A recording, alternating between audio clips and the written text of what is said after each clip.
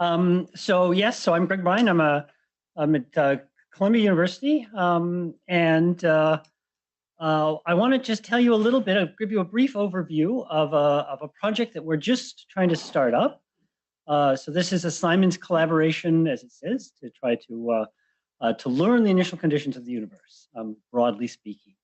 And so this is a collaboration amongst a wide group of people. So it includes people who do fluid dynamics, galaxy formation, that sort of thing. People who do cosmology, machine learning.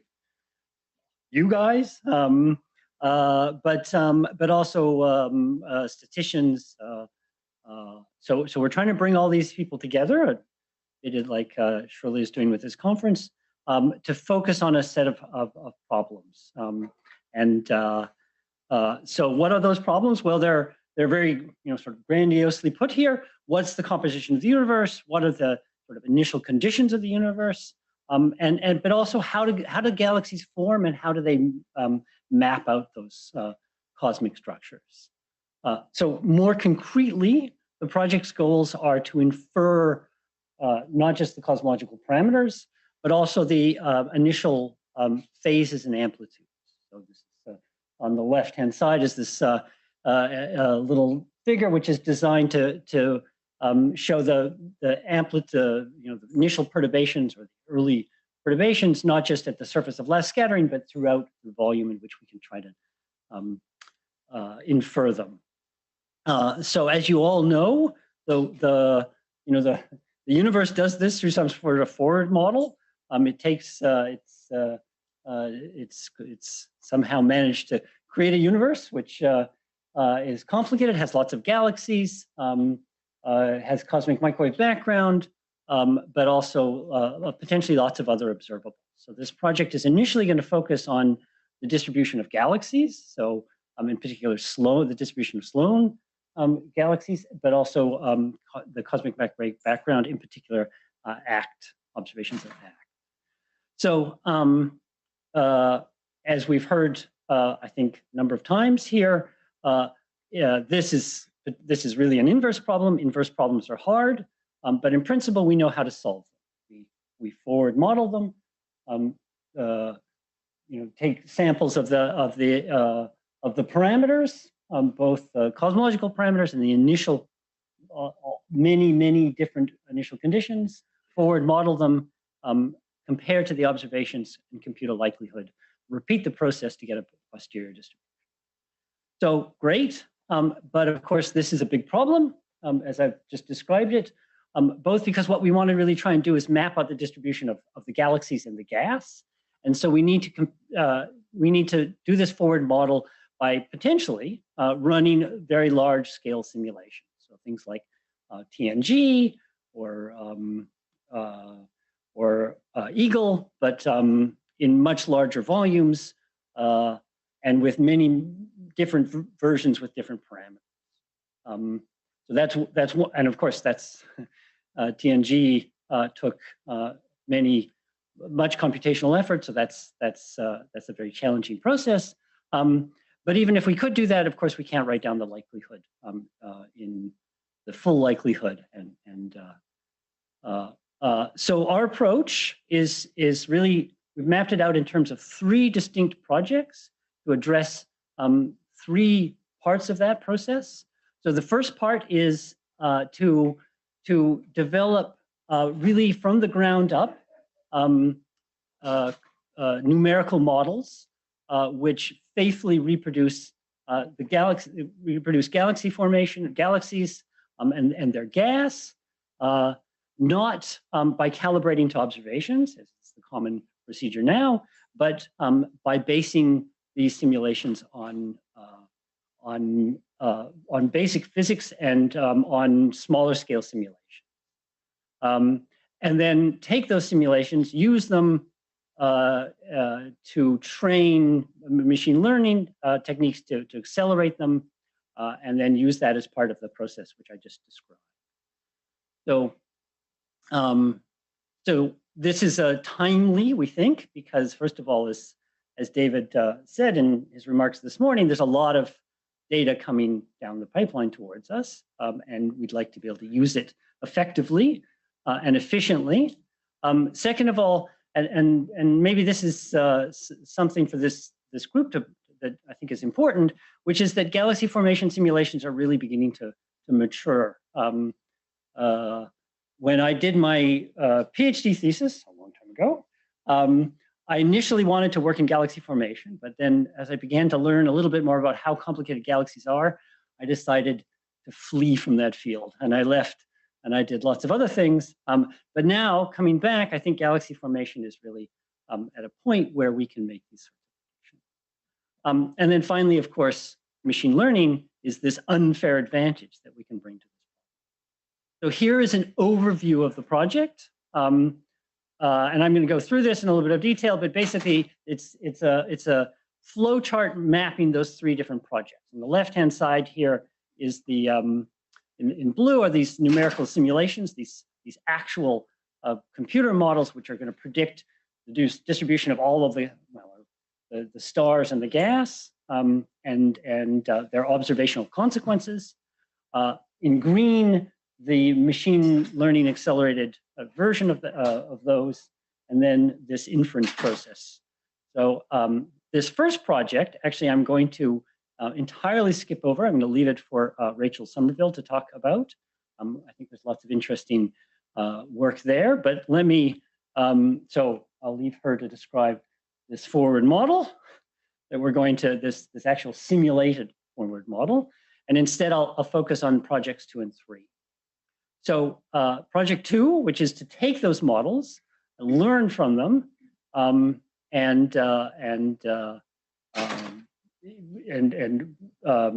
develop machine learning algorithms. So our initial plan is to do this in 2 steps.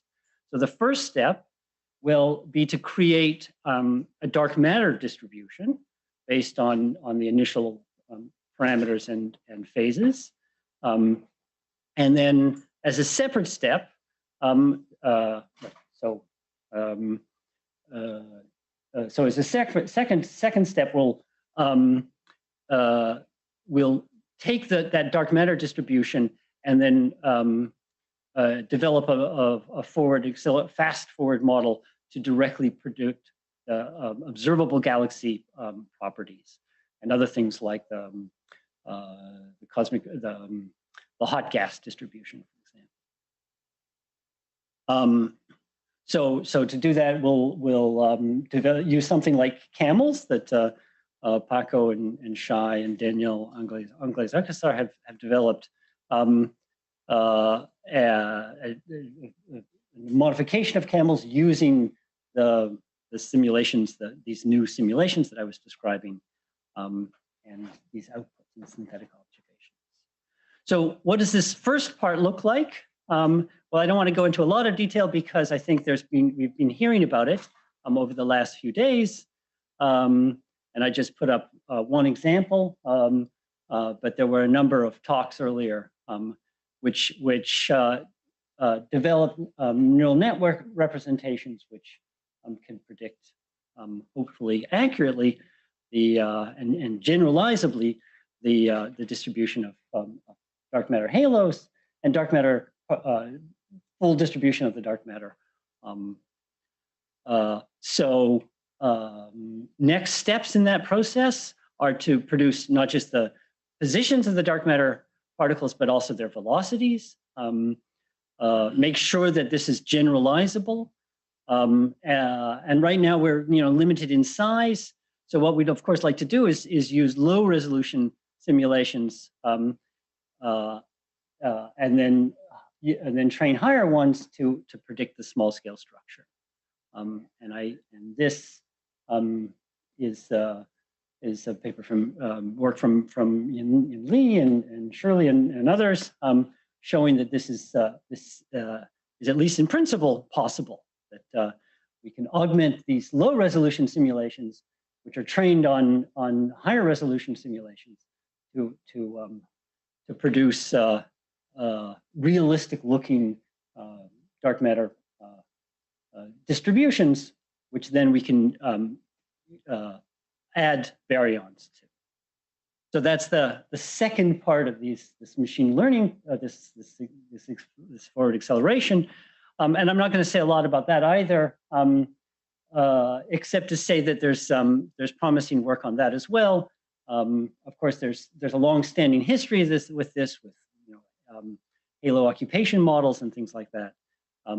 But here we'd like to base this on machine learning, and so so one example, which I'm actually not going to go into, I can talk a bit more about, is work to predict the galaxy's stellar masses, for example, and hence their resulting luminosity, which then could go directly into the catalogs and be compared to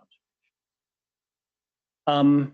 So, assuming we manage to get that work done, and I just want to say that so initially we're planning this two-step. But maybe eventually one could go from the initial distributions directly to the galaxy properties, to combine those two things, or even go to the observations directly. But assuming one can do that, then the next step is to take those observations and use them in an inference pipeline. And there's two parts. So we're going to explore two ways to do this.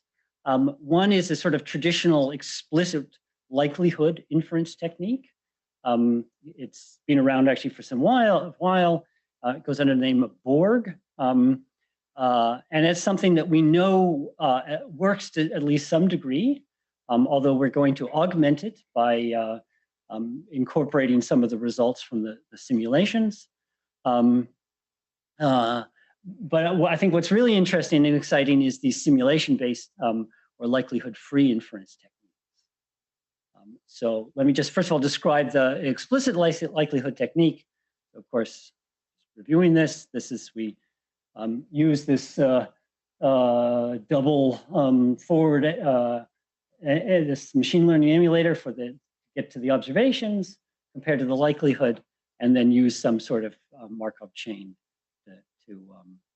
with this Borg technique to constrain both the parameters and the initial conditions. And so this is sort of a quick overview of what this process looks like. And this largely exists right now. So we're going to make some improvements to this process because this process from 1 to 2, for example, is done in a very in the current Borg implementation is done in a fairly simplified way, as is from 2 to 3. So we think we can improve, particularly the first part of this by using this machine learning accelerated gravity and hydro models that I just described.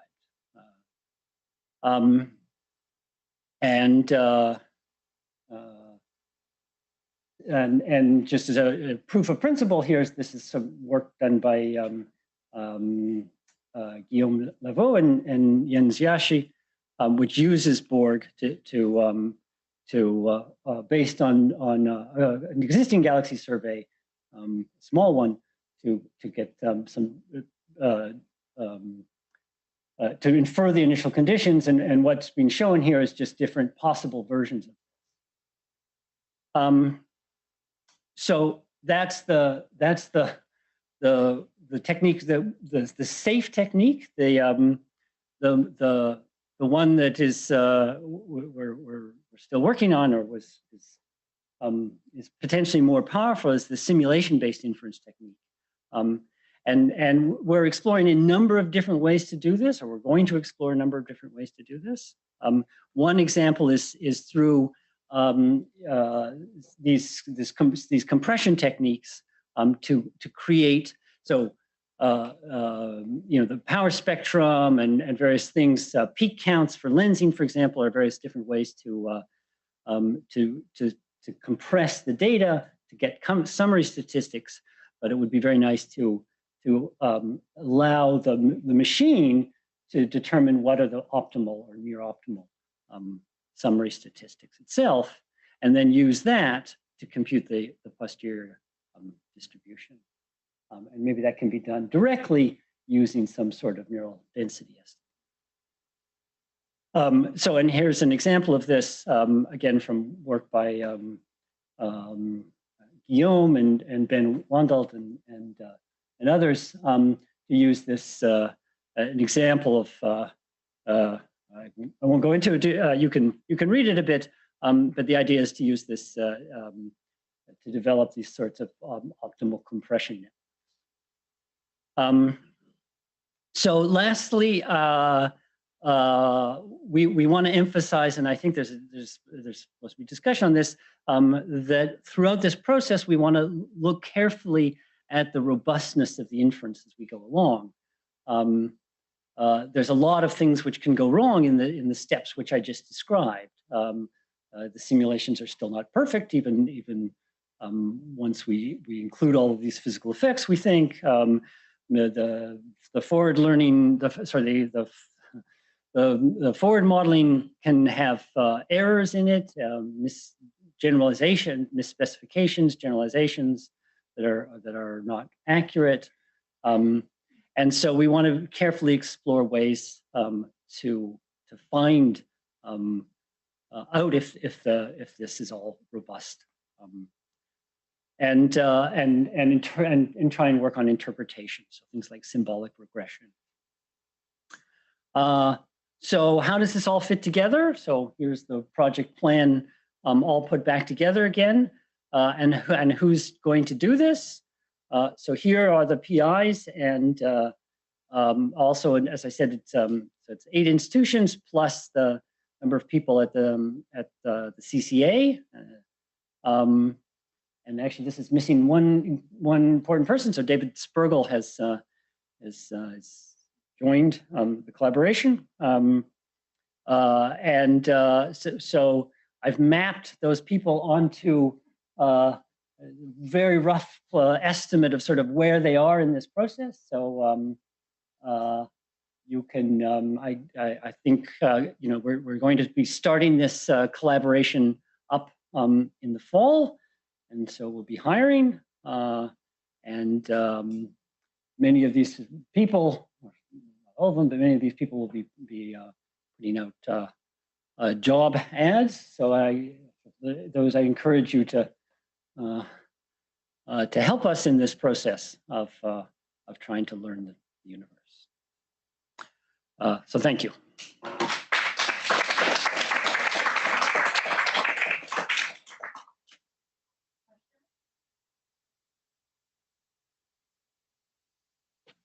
Okay.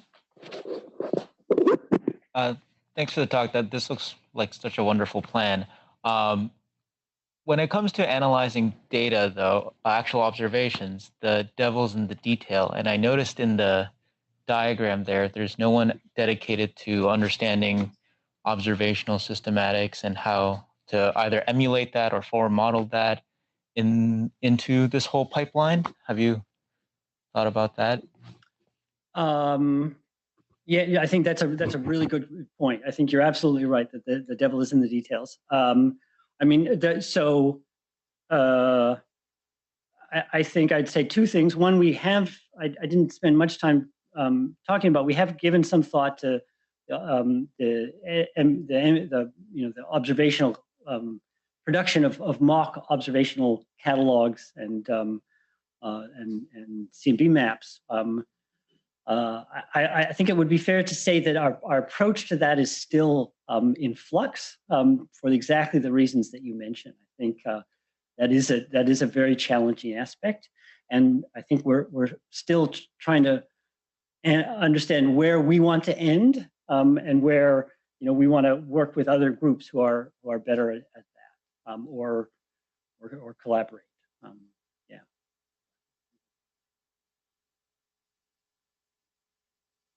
Questions?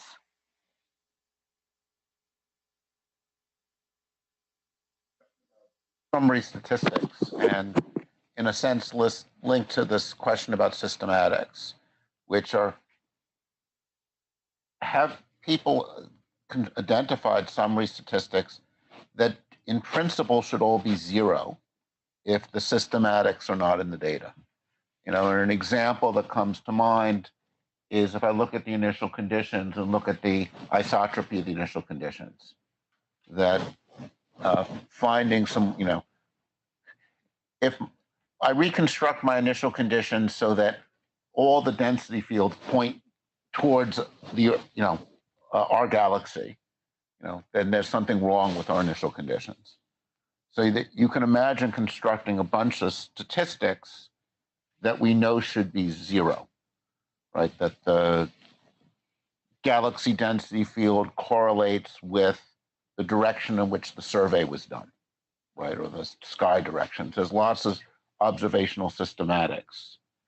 And I've wondered whether summary statistics have been used with systematic summary statistics, things that we know ought to be zero if they're correctly, if the analyses were done correctly. Yeah, that's a great question. So of course, null tests have a long history in this field and others. But I think this automatic production of summary statistics, for example, that I mentioned at the end, is one that optimal summary statistics is one that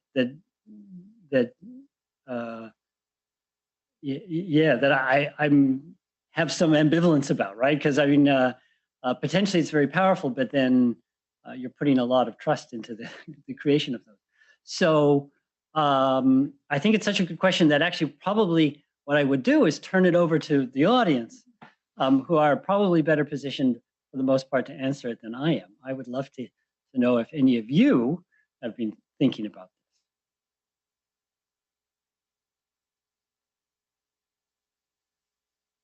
this. I know being moderator, I'm not supposed to talk too much, but Chang, Hoon-Han, and a bunch of us and Michael Eckenberg working on sort of like putting in all the systematics of Sloan, for example, into a pipeline. And I think Chang can talk more about this. And I think for this group of people, I mean, Rachel, Simone, and I both work closely with the data. So, but we're hoping to hopefully recruit more people to join our mission, I guess. That's how I'll phrase it. Yeah.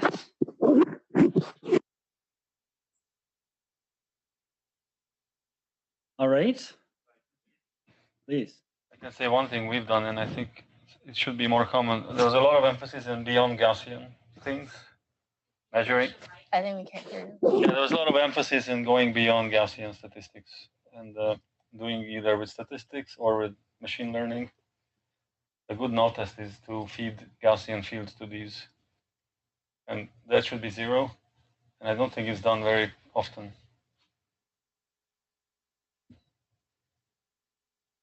Yes. I mean, I don't. It can be done in many contexts, but just generate some Gaussian field and apply your favorite non-Gaussian statistic with. Right, and to make sure that, for example, if the data is comes from a power spectrum with linear power spectrum, that yes, that you don't get anything else besides that the machine learning and the Gaussian statistics. Oh, it's especially for machine learning where you're not even sure what you're measuring. Gaussian fields. Yeah, no, I think that's right. I mean, that's one of the reasons I emphasized at the end this robustness question. We're very aware that that's an important concern.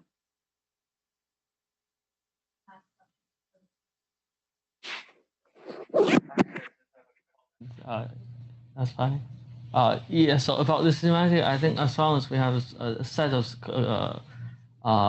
summary statistics, right, living in a high dimension space, and basically you have a covariant matrix for distribution and cosmological dependence. So the cosmological dependence only define kind of a subspace in this high dimension space.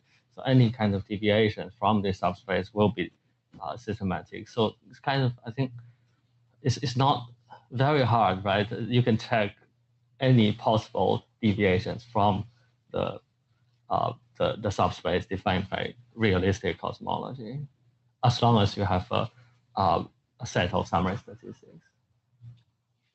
Right. No, I think that's right. I think one just needs to be conscious and of the possibility and to do it. Yeah. Okay, just one very fast comment, all right? Because we're really running late. it's more of a comment than a question, but like I was a little nervous about, I see a lot of machine learning going in like literally every step at that point. And the one thing that makes me nervous in this sense is if you can check independent steps where you have put ML with like other traditional methods of analysis. But I was wondering if there is something that would be checking the entire pipeline after you have. Because one thing that's not obvious to me is that if I replace component A with ML and then I check that robustly and component B with ML and check that robustly, then the combination of that whole thing will still be equally robust. Because most importantly, because like I do not know what things I have missed in checking A, and that might be picked up with B, and so on and so forth. So I was wondering if there was any plan or thought to like compare this whole pipeline where I have machine learning entering at almost every step with any other. In software engineering, people distinguish between unit tests. Yeah. Test a particular unit, and answer tests, or pipeline tests, which test the entire pipeline put together. Yeah. No, I think you're right. I mean, these comments are particularly useful because we're at the early stage. We haven't started yet, really. So I think that's an thing to take on. Again.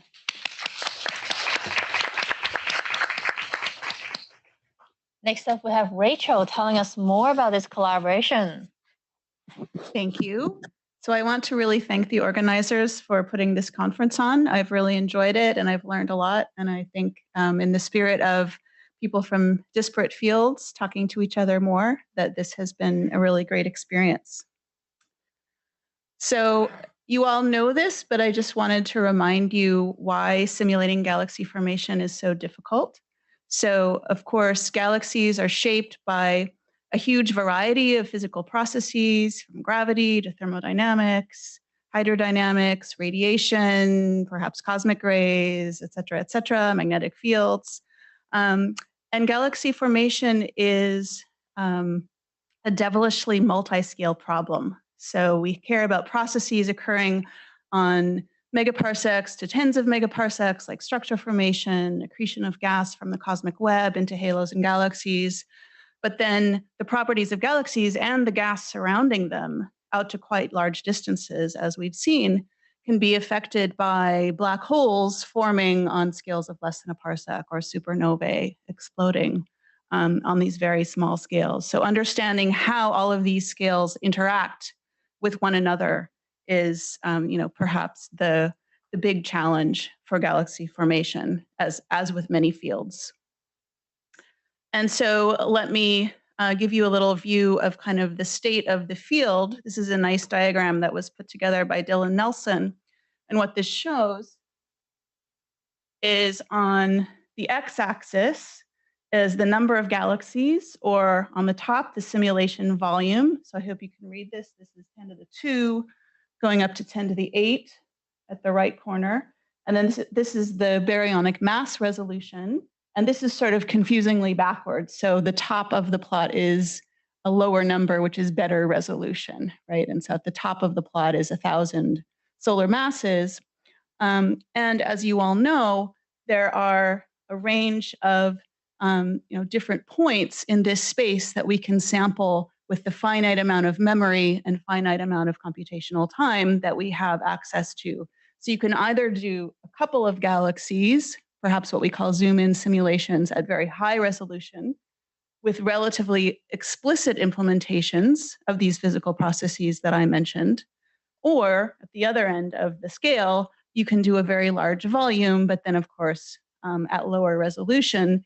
And of course, with that lower resolution, you can no longer treat the physics explicitly. And so you have to resort to these dreaded subgrid models. So what we want to do for the Learning the Universe program basically requires doing gigaparsec volumes, preferably with physics that is as explicit as possible. And we need to do that thousands of times, right? So that's sort of off in the corner of the room. And so this, of course, is why we need machine learning to help us.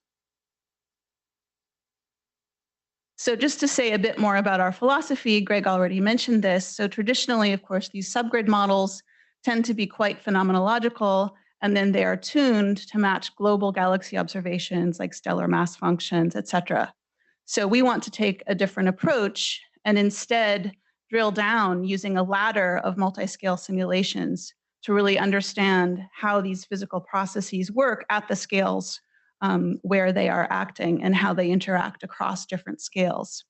Then we want to use those simulations, perhaps in some cases idealized simulations, as laboratories to develop analytic scaling relations that can form the basis for new physically grounded subgrid models. And then we may still have some parameters remaining in those models, but instead of tuning those to match observations, those have to be calibrated to higher resolution or more physically explicit simulations. And another very important piece of our philosophy is that any validation has to exploit multiple probes. So, gas, stars, different wavelengths, observations, and should be carried out in the observational plane, accounting properly for the observational effects, just as Chang pointed out earlier. So let me just give you a couple of brief examples of how this actually works in progress. So we've started doing some of this work as part of the SMAUG collaboration, which many of you may have heard about, which stands for Simulating Multi-Scale Astrophysics to Understand Galaxies. So we've been working with Ivo Stryker and Chang-Gu Kim and their group, who have built these beautiful simulations called Tigris, which represent a small piece of a galaxy. So these are what are sometimes called tall box simulations. And they can explicitly resolve the Sedov-Taylor explosion of supernovae and actually measure how these multi-phase winds develop and push gas out of the galaxy. And so what Chang-Gu and the rest of the SMAUG collaboration have done is to use these simulations to characterize the wind launch properties. So for a given amount of supernovae that have gone off, how much mass, how much energy, how many metals are ejected in these winds, what is the velocity of the winds, what's the phase structure of the winds. And as you might expect, these winds are quite complex. So on the right is shown on the x-axis the velocity of the wind material, and on the y-axis the sound speed. And so you can see that there's no single velocity that characterizes these winds. There's a broad range of velocities. The winds are multi-phase. Most of the mass is carried by the cold phase. Most of the energy is carried by the hot phase. And so the whole method for implementing the winds has been guided by these studies of these detailed simulations of how winds are actually driven in the ISM. Then another example is once these winds are launched, how do they interact with the circumgalactic medium as they propagate outwards?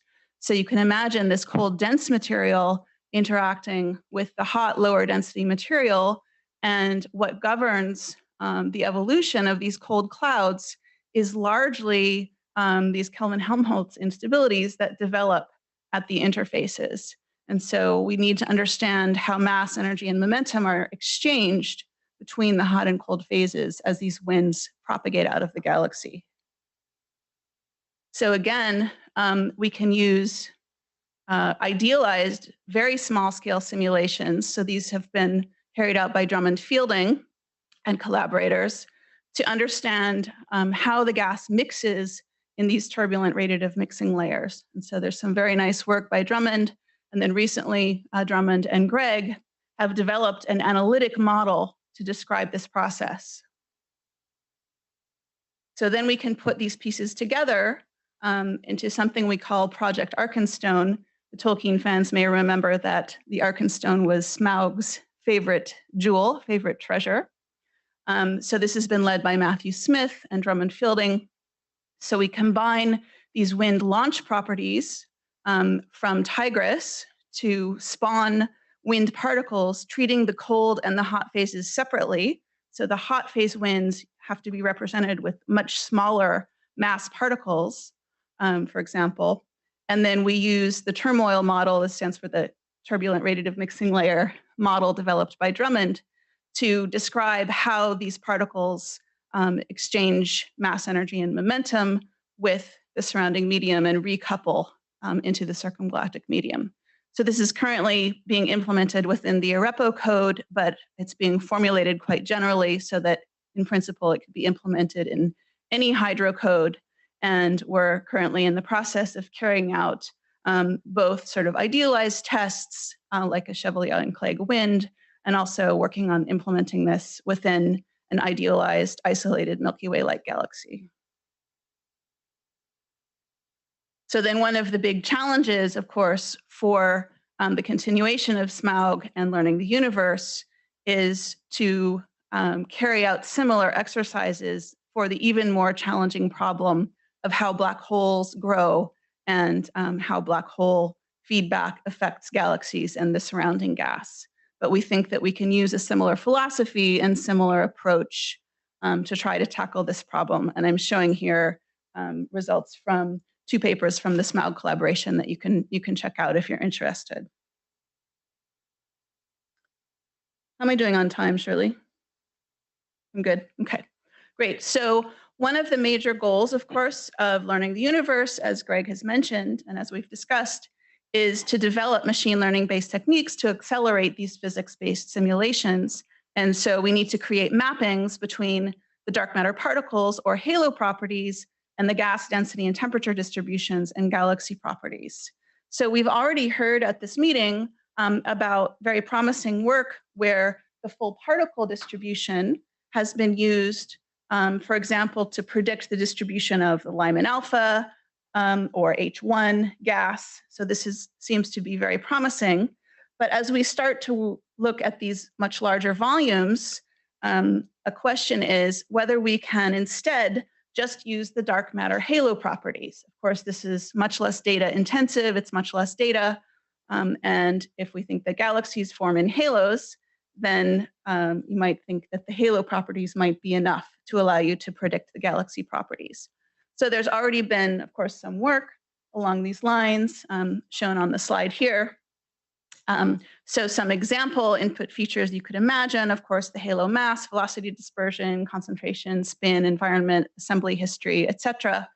And then typically you'd like to predict an ensemble of galaxy properties, either sort of intrinsic properties like stellar mass or star formation rate, or ultimately we'd like to predict observable properties such as luminosity in a set of filter bands or a particular line luminosity. So I think that these efforts have just been starting, and I think there are still a number of open questions, such as what are really the best or minimal set of input features to use to learn a specific set of observables? How accurate can these techniques, what accuracy can they achieve? And what is really the best machine learning approach to use for this problem? So I'm probably out of time by now. I have a few minutes. Oh, I'm almost perfectly out of time. So I'll just mention that we've started working on this problem with a graduate student from Columbia, Avery King, and Kim and Greg and Shirley. And I'll basically just, I'm happy to tell anyone who's interested about our very preliminary results. But let me just, in the last negative few seconds, tell you some of the takeaway messages that for me were a little bit surprising. So certain properties like stellar mass can be learned to a fractional error of around 10%. So if you ask, for a particular halo in the median, how well can you predict the stellar mass? So that's pretty good. But then other properties like the cold gas mass or molecular gas mass or the star formation rate are much more difficult to learn. So they can only be learned to maybe 20, 30, 35% accuracy, at least with the methods that we have tried and the input features that we have tried. We found that adding information about the assembly history significantly improves the accuracy. That's not too surprising. We found that neural nets did perform better than extremely randomized trees, so decision tree-based methods, which had been more widely used in the literature.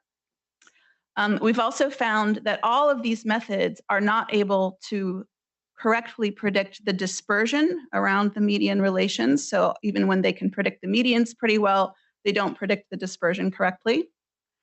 And if you imagine this set of galaxy properties, mass, gas mass, star formation rate, et cetera, we know that there are these fundamental plane relations, these correlations in that higher dimensional space. And so we were curious about whether the machine could learn those sort of higher dimensional sets of correlations. And interestingly, if you train to learn all of the quantities simultaneously, then even with the methods that were relatively low accuracy, they were able to learn those quantities. So I think there's a lot of interesting future work. I won't go through this, but I'll just say, to echo Greg, that this project is just getting started. There's a lot of exciting work, and we would love to talk to any of you who might be interested in collaborating on this project with us. Thank you very much.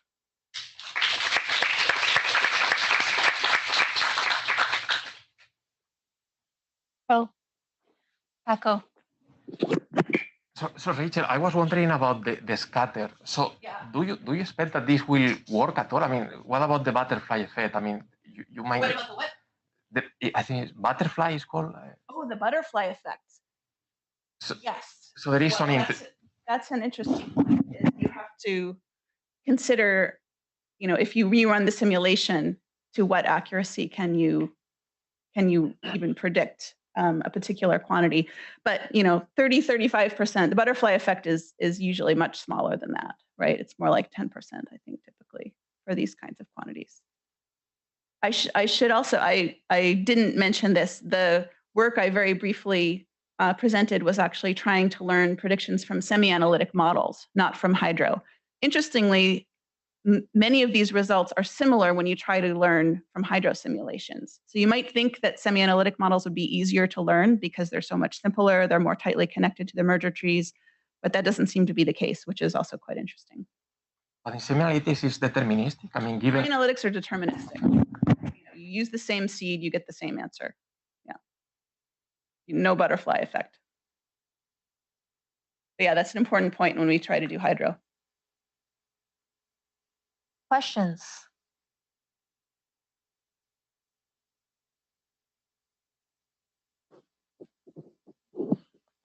Well, Rachel, I have a quick question. Yeah. I'm curious, like, what would be your dream goal if magically all these things work for like the mapping from dark matter to galaxy properties? Is it all properties? What would I do with it? No, is it all properties that you want to have a perfect mapping, or is it just specific properties you want to really drill down on? So I think we have to be driven by the observations that we can anticipate having, right? So, like with learning the universe, we're focusing on galaxy surveys and CMB surveys. I'm also very interested in intensity mapping. So, C+ and CO and 21 centimeter intensity mapping. And I think there's enormous power in combining those different kinds of observations together. So that's one of my interests, is thinking about, how ways to cross-correlate these different kinds of observations to break degeneracies. And there's many degeneracies between the galaxy formation processes themselves, right? But then also, of course, the degeneracy between cosmology and baryonic processes. So I don't need everything, but I think we should, have a set of observables in our sites and try to be able to produce sort of a broad range of observables, not just one. The questions. Well, if not, let's. Oh, sorry, I can't see her. Yeah, you're blocked exactly by the. Yeah, exactly. Please go. Well, I just wanted to ask. So, the last question that you posed is sort of like, how does this generalize to other models? And I guess the pipeline assumes one model for galaxy formation, and sort of machine learning approaches applied to that model. So, in order to answer that question, you can answer whether or not it works by just comparing, two different models. But in order to generalize it, would you have to repeat the same thing on another model, or is there something smarter you can do? Because then you end up sort of with this huge computational expense? No, that's exactly the question, right? So if you train your model on lambda CDM with a certain set of galaxy formation models, could you then apply it to some other cosmology and would it work? I have no idea. Maybe Paco has some intuition for this, but yeah, that I think we would just have to try that and see how well it works. Beyond whether or not it works, how do you correct for it if you assume that it doesn't quite work? Well, you might have to retrain on each different model, right? Which, as you say, would then be kind of bad. Yeah. Yeah. Oh, thank you. Yeah.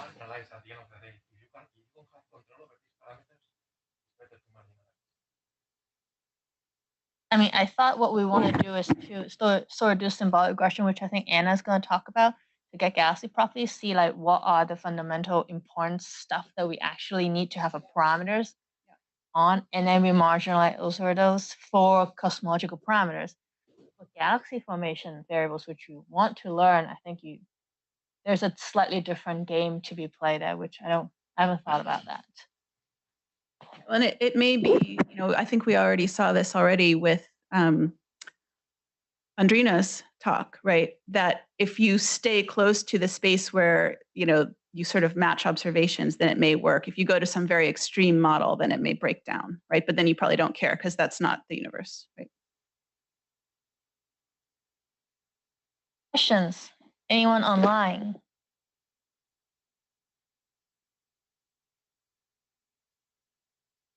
All right, let's thank Rachel again. Anna, it's your turn. We're very happy to have Ana Maria Delgado to tell us about modeling galaxy halo connections with machine learning.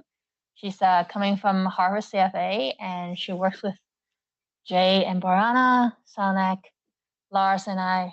And Jay just defended. I don't know whether he's here, actually. He just defended and passed and become Dr. Wadika. All right. Thank you, Shirley, for the introduction. Button. Okay, thank you. Thanks for having me, everyone. I am Ana Maria Delgado, as Shirley introduced me, and I'll be discussing modeling the galaxy halo connection with machine learning, which is a team effort from people at CFA, NYU, and CCA. Okay, so, all right.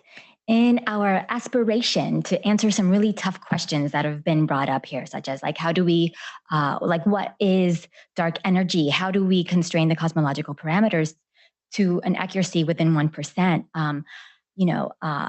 The community has planned some sky surveys of unparalleled depth, which will give us data to a precision that we have never before seen. For example, two of such surveys will be the Euclid and the DESI survey, which will use photometry and spectroscopy to produce really large catalogs of, among other things, luminous red galaxies and emission line galaxies. And so what we want to do is we want to make sure that our theoretical models and our systematical uncertainties are robust enough to handle the precision needed for these data sets. Now, state-of-the-art hydrodynamical simulations such as Illustrious TNG provide a model that tells us what this galaxy halo connection is, right? And we can use these simulations such as TNG as a testing ground for our theory models. And in this work, we consider two primary statistics for the galaxy halo connection. And these are statistics that will be used by the aforementioned surveys. So one is the halo occupation distribution, which gives us the average number of galaxies per halo. And the other one is the 2-point correlation function, which quantifies the spatial distribution of galaxies. Oh, cool. I see my timer. Okay. So just to explain a little bit about what these models are, the halo occupation distribution, or as we just call the HOD. So our view of the large scale structure is that of like clumps of dark matter. And the HOD is a model for how the galactic matter is distributed within each of the dark matter clumps. It describes the probability distribution relating the mass of the dark matter halo to the number of galaxies that resides within this halo. And this is what we refer to as the standard HOD. So moving forward, when we talk about the standard HOD theory model, we're talking about this dark matter halo mass to galaxy that reside within the dark matter halo. So the next statistic that we use is the 2-point correlation function. You can use your predicted number of galaxies from the HOD to weigh your 2-point correlation function. This is what we do. And the 2-point correlation function measures how different our distribution is compared to a random distribution. So in this little cartoon, we have 2 dark matter halos, and they are separated at a distance r, and the correlation function just computes like this ratio of how many pairs of halos are at that distance r to how many pairs of random points are at that distance r, and is our distribution more clustered or less clustered than this random.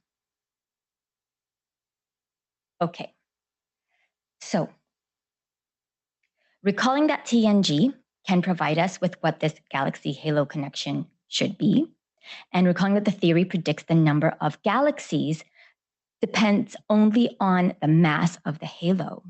Work such as that by Hajiska here has shown that there is a 15% discrepancy between the standard theory and TNG 300. So just to draw your attention, particular to the top panel of this plot, which is from Boreana's paper,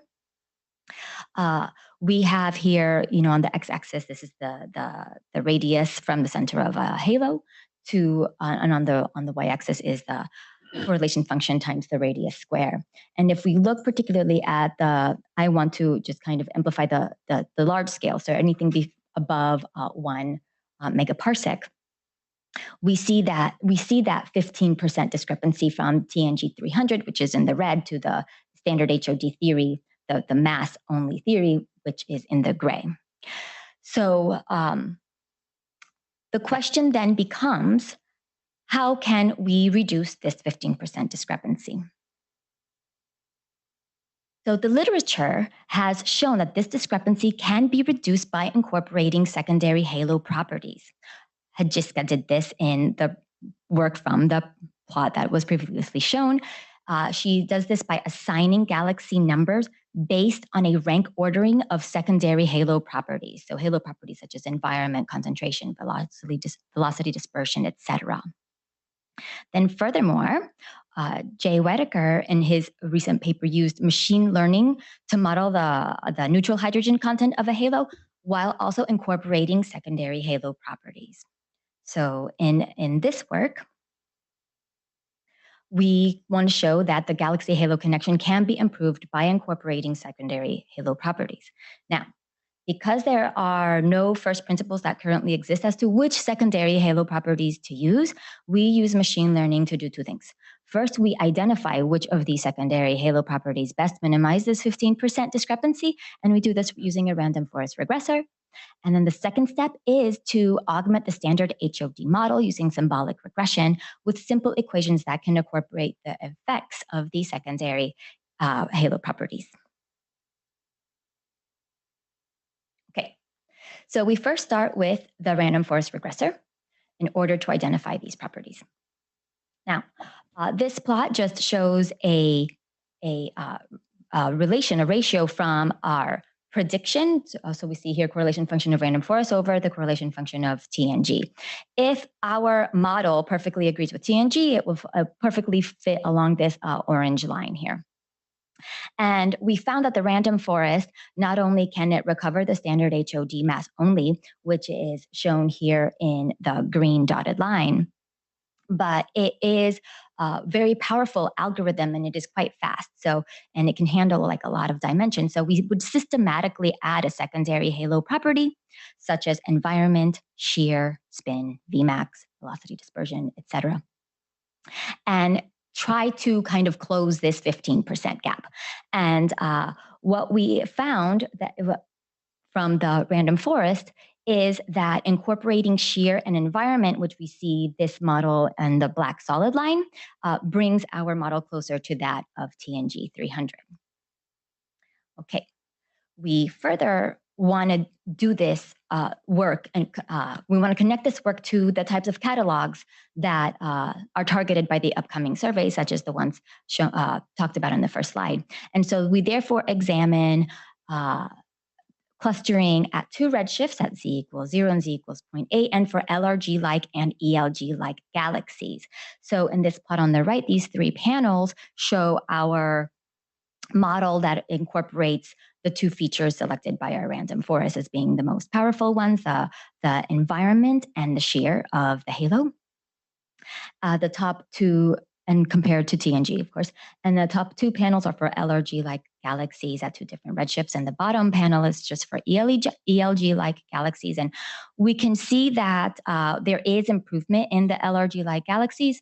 In the ELG-like galaxies, at this point, we saw no kind of statistical change. So moving forward to the next step, we focus mainly on LRG-like galaxies. So in the next step, we use symbolic regression via the PyStar package, which was talked about yesterday by Miles Cranmer, to augment the standard HOD model. On the left, we have our standard HOD model. So it is broken up here into 2 equations, one that gives us the number of central galaxies that reside in a galaxy, and the bottom one gives us the number of satellites that reside in a halo. Did I say galaxy? They reside in a halo. And on the right, we have our augmented HOD models that have these multiplicative terms. And it is these multiplicative terms that were provided by the symbolic regression. And, you know, feeding it the environment and the shear, well, we found that the environment is really informs the central HOD model, and the shear really informs the satellite HOD. So here, delta and delta prime refer to the environment, Q prime refers to shear, and A is a constant. Okay, so let's try out these models, and these are the results. So comparing to TNG 300. So we see here that, so I updated these plots recently, and I forgot to change the legend for this talk. So, okay, in the legend, equation 4a refers to the satellite HOD, and equation 4b refers to the central's HOD. So here we have our standard HOD model again, mass only in the green dotted line. And we see by incorporating, so keeping the standard HOD centrals, but incorporating our augmented HOD satellites, we do have some improvement, which is the blue solid line. But incorporating both the augmented centrals and satellites, incorporating both shear and environment, we are able to even further improve our results. Okay, so for some next steps, the Millennium TNG simulations are going to be coming out soon. Right now, there are, we're almost ready for a box that has 500 megaparsec per H on a side, which is about 15 times the volume of that of TNG 300, which is what we used in this work. And the next iteration after that will be 3 gigaparsec cube volume. So we can use these like really fantastic, robust simulations to calibrate our models. And then another thing that can be done with this is we can test if against feedback parameters. So we can test whether our models are robust against different baryonic feedback parameters. So for example, with the camels, which has a range of feedback parameters, or using semi-analytic models, we could just test whether the models are robust against these. And so in summary, secondary halo properties can be modeled using machine learning, and symbolic regression can be used in aiding us to augment of the traditional theoretical models. And with that, I'll take questions.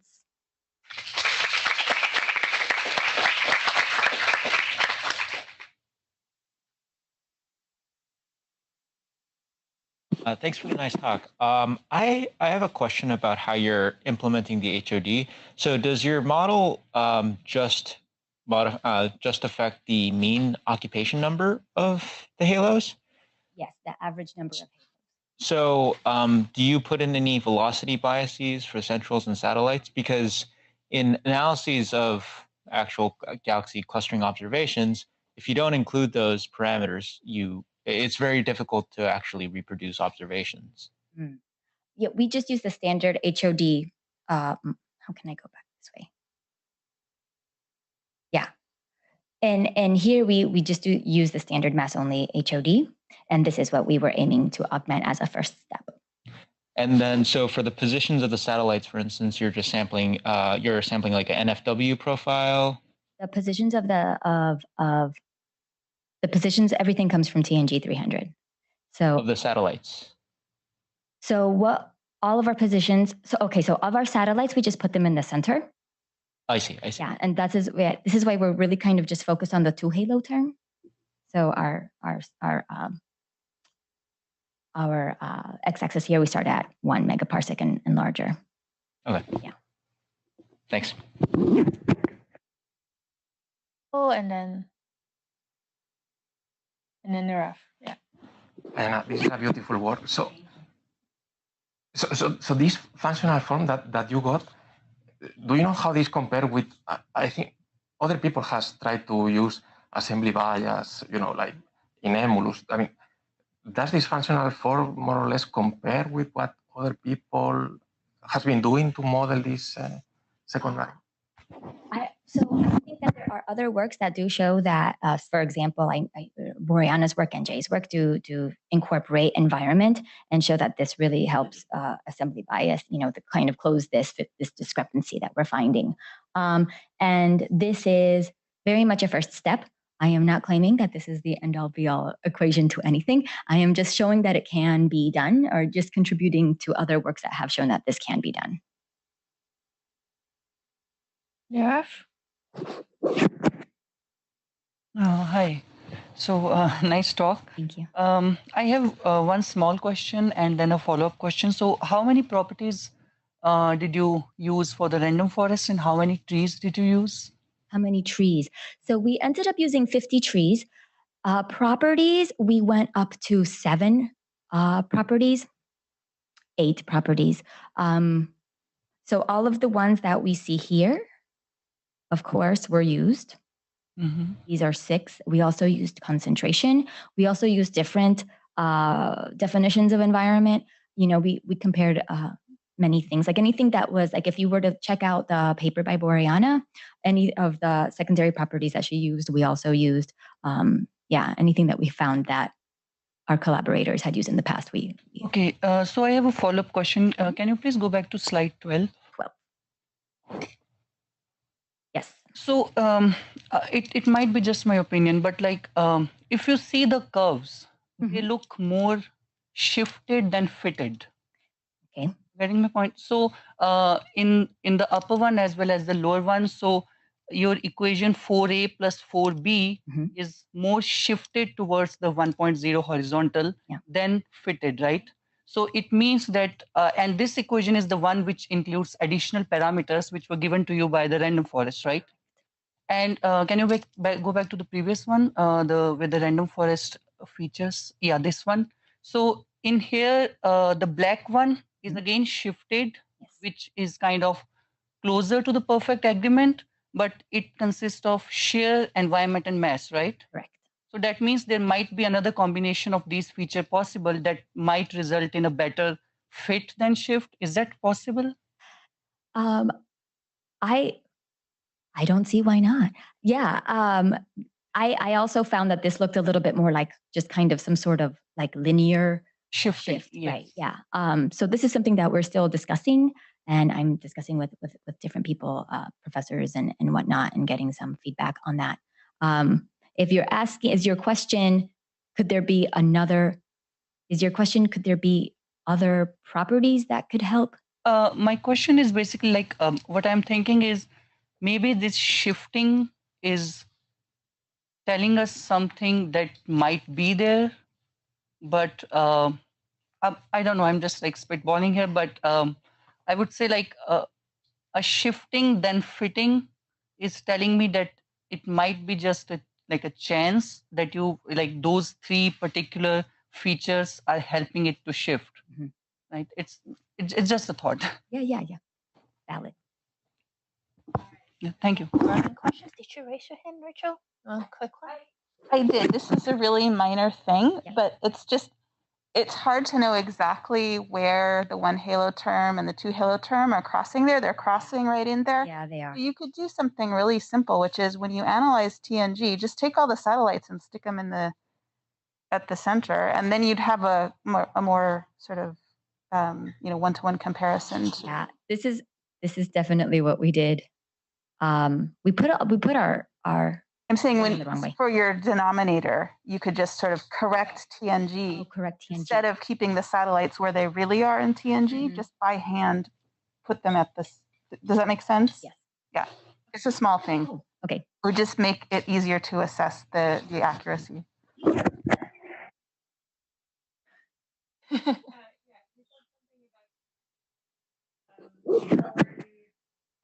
Yeah. So the only reason we chose that is because we didn't. Oh my goodness, I'm going in the wrong direction. Is here. We just didn't find any change from the standard in the bottom panel here. So we're like, okay, I guess we'll just use LRG. Not really. Yeah. At this time, yeah. Yeah. Thank you.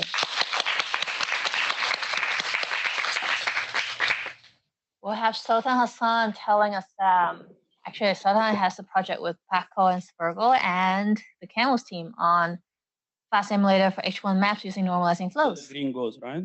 Green's the right way. Means that also. So thank you for the organizers that's been really a great workshop so far.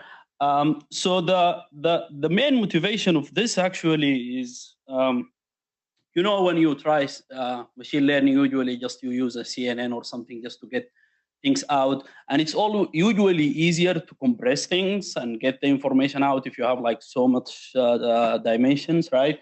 But then the question is that can you expand this information, right? So if you have like just set of parameters, right, can you really link things to this parameter? And that's really what excited me to work on generative models, basically. So let me give you like the other motivation from what we know from all these coming surveys, right? So it has been decided by us through 2010 that the priority of things going looking for the first stars and galaxies, and there are so all these many experiments and many more are coming, and to try to explore these large scales and look at the H1 intensity mapping and H1 surveys.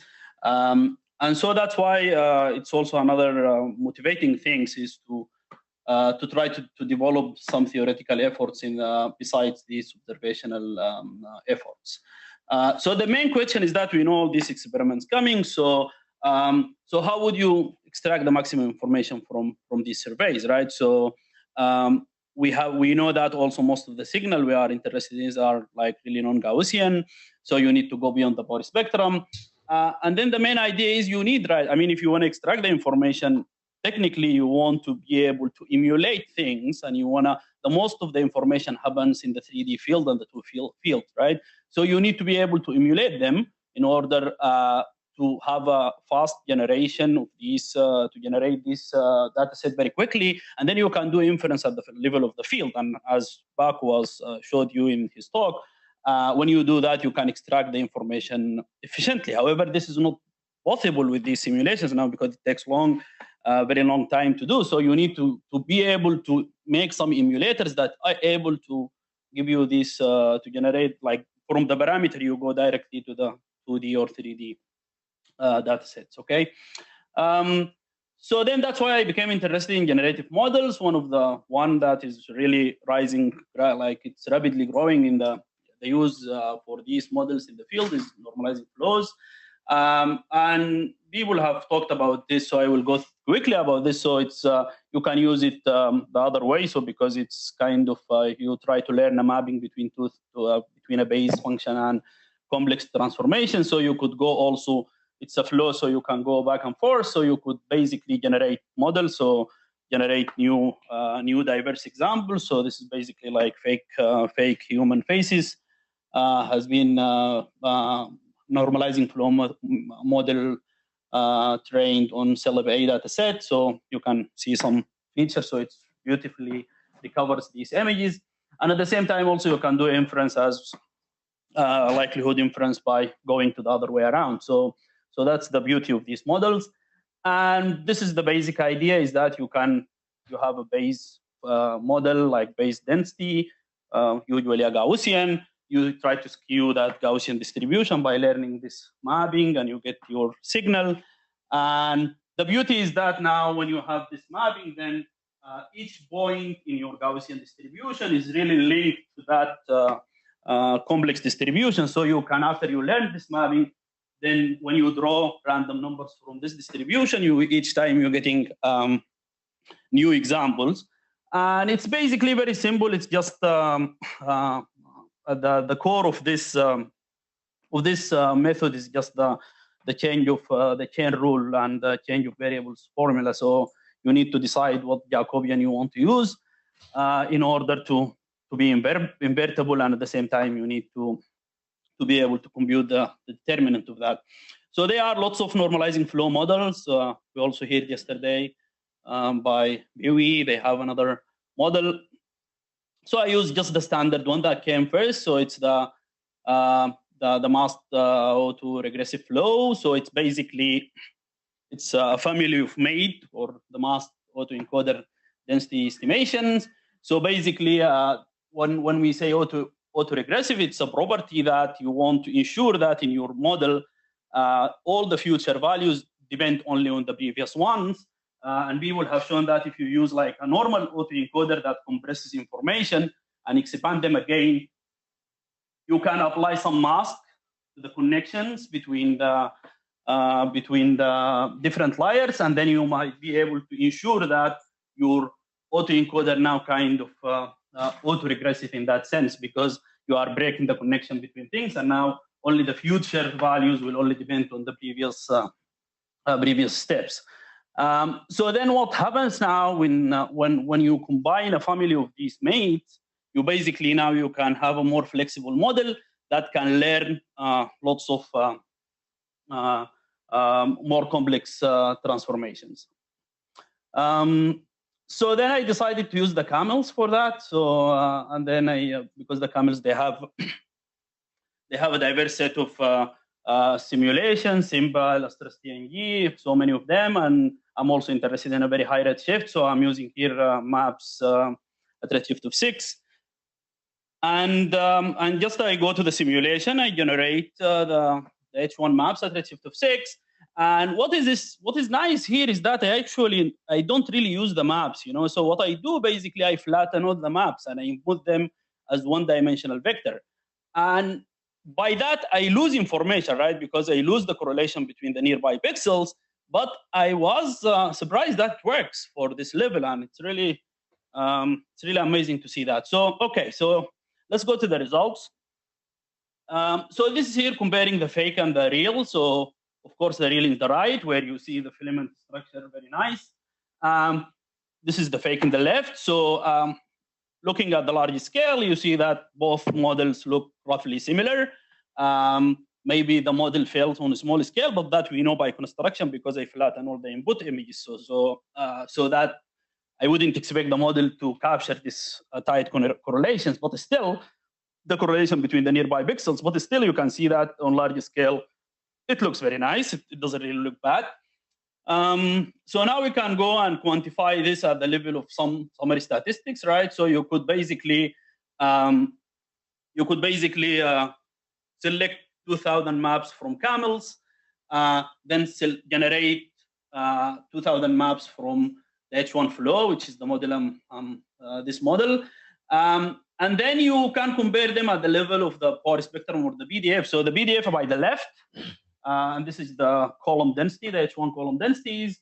What you see in solid is basically, this is the mean. So you have 2,000 images, you compute 2,000 histograms, then you take the mean and the standard deviation. This is what you see. The solid is the mean, and the shaded area is just the standard deviation around the 2,000 images.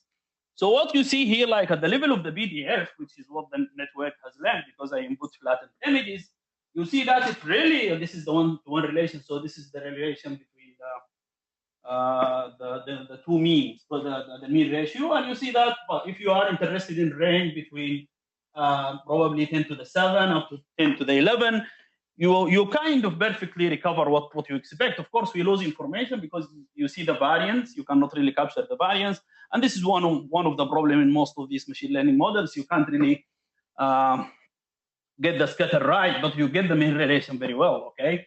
Now, if you look at the power spectrum, it's the same experiment. You just compute 2,000 power spectra for all the maps in two sides, and then just plot the mean and the standard deviation.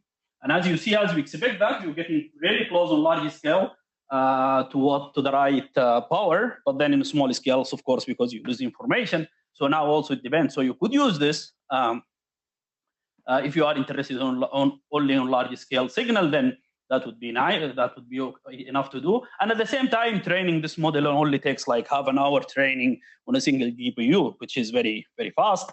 And getting new generation of images is very quick too. So now you want a condition on parameters. So what I showed you what I have shown you is just without conditioning any parameter, just learning the actual density of maps. Here we want a condition on the parameter, but before that, we don't want to just give information that is not relevant to the network. So then let's see in the camels, we have set of 6 parameters. So 2 of them, omega matter, omega sigma 8, which controls the cosmology. And then you have others 4 parameters that they control the feedback parameters. Then there is a 1-piece set, which is a very nice set in camels where they just vary 1 parameter each time. So one could just see how the variation happens in each one for the H1 maps and see how the PDF changes with respect to these parameters. So what you see here from that is that like probably the second row, all these parameters, they don't really affect the PDF of H1 maps at that redshift. There is a bit of variation in the last parameter, which controls the stellar feedback, the mass that ejected from galaxies. But the most variation I see at the level of H1 maps is for omega matter and sigma 8, and this is what I decided to condition my maps with. Okay, so now let's see. So now you can redo the same exercise, right? Generating 2,000 maps. After you have to retrain the model to learn the condition on parameters. You can redo your analysis again by generating 2,000 maps. You find what is for different values for omega matter and sigma 8. And then you compute again what is the mean of your maps at that time, and also what is the standard deviation. And what you see here is that for the for the PDF and for the power spectrum, the power spectrum changes, right? So that's nice. But the question is that also it changes to the predicted level, right? So you know that if you increase your omega matter and sigma 8, then your power spectrum should go up, right? And at the same time, your PDF should go up. But then is it really going to the right direction? That was a question we have been thinking of. And then what we thought we should do to validate that is we could basically just to have a quick test where you could take all the maps in camels and just produce all the power spectrum for all these maps, and then train just a simple MLP, like multiple perceptron layers network, and just to learn how the power spectrum changes with parameters, right? And now let's compare that when we use the same parameters in the H1 flow and see how the two models compare. And this is what you see in what you see in dashed lines is what I predict from in the dashed lines is what the H1 flow predicts. And then in the solid lines, this is what the expectation when you do this at the level of when you train MLB from the camels, which is basically what the true of the camels, which is the MLB basically will give you the mean for that. But then if you change the parameters at different panels, as you see that the H1 flow responds more or less accurately to the variation on the parameters. So it works. So let me conclude by that it's what I realized that this is a really powerful technique to do that. It trains very fast, and one could you generate new diverse examples very, very quickly. And then after you condition on the parameters, now I could use this model because I could link it easily to MC, and I could do or likelihood free inference or any technique to just do inference very quickly than just running the actual simulations. And I think with that, I would stop here.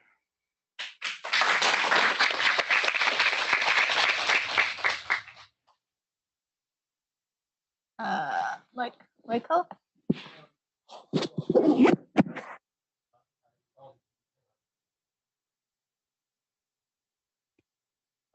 Yeah, thanks for that. I'm completely understood the architecture that you're using.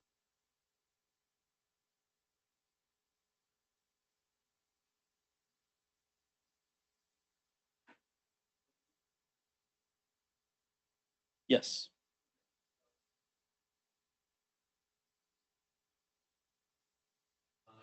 Something that looks coherent as a 2D. Yeah, so it generates the flattened output, and then I reshape it again. It looks like an image, and this is what. And the images have periodic boundary conditions, right? Yes. So you're basically like generating a sort of periodic 1D function that seemingly, when you unflatten it, generates an image back.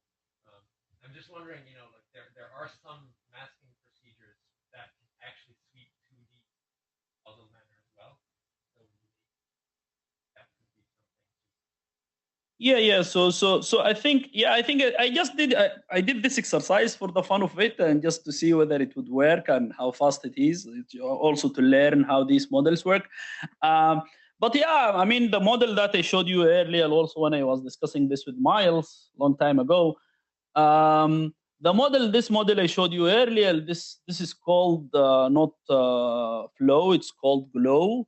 So it's basically it's the same technique, but it works on 2D. So they you try to keep the 2D information by convolving to the on 2D images. Yeah. So I'm pretty sure if I use something similar to that, it would the result would be much nicer. But at least from what I see here is that like what I am impressed with is that like at the level of these column densities, so that's why you see also the recovery in the PDF is much nicer than the power spectrum because of flattening the images. But you see at the end that if you look at the large scale, it looks quite very close to each other. So you could basically believe that it learns this on large scale. Small scale, yeah, we lose that.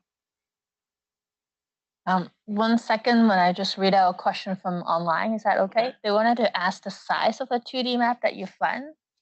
Yeah, so the 2D maps because it's the camels, right? So the volume is like 25 megaparsec per little h each side, and I guess the pixels I'm using here is 64 by 64 pixels. Do you want to go for the next question? Thanks for your talk. Normalizing flows are awesome. I was wondering if you, in the end, you talked about using this for inferring posteriors.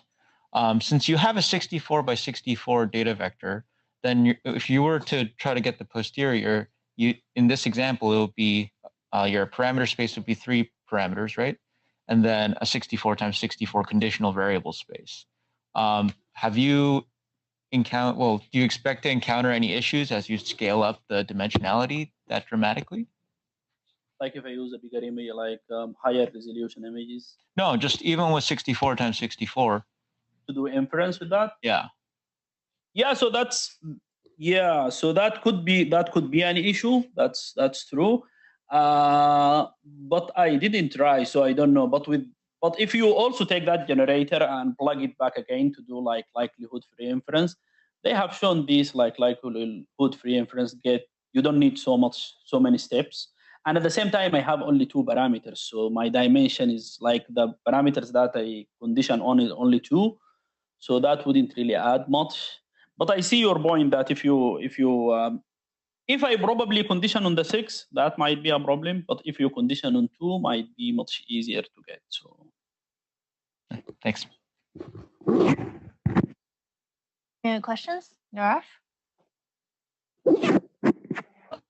can you please tell me about how did you like normalize your maps like before feeding it to the network? Yeah, so I standardize them. I think you take the log, of course, because otherwise the small column densities you wouldn't resolve. So I log them, and then after that, after the log, I subtract the mean and divide. Yeah. So actually, that's what I'm curious about. So did you like take like for each image? Did you take the mean and standard deviation of that image? No, I didn't do that. Sorry, so that was wrong. So what I did is that because I use a like the hyperbolic tan as my activation and for each the layers for all layers. So I basically put all my range from -1 to 1. So did you use like all the images for that, or just for each image? Did you rescale each image? No. I scale the whole training set so that the mean is so you if you want to scale from -1 to 1, then you have to take the maximum and the minimum, and that maximum and the minimum for the whole training set. Not you don't do it for each one because you need to know that when you scale things, they should scale with respect to parameters. So it's kind of from each image you subtract the mean image. No. Yeah. So you take the mean for the whole training. Okay. Yeah. And okay. Thank you. Okay. Questions? If not, it concludes the last talk of the day.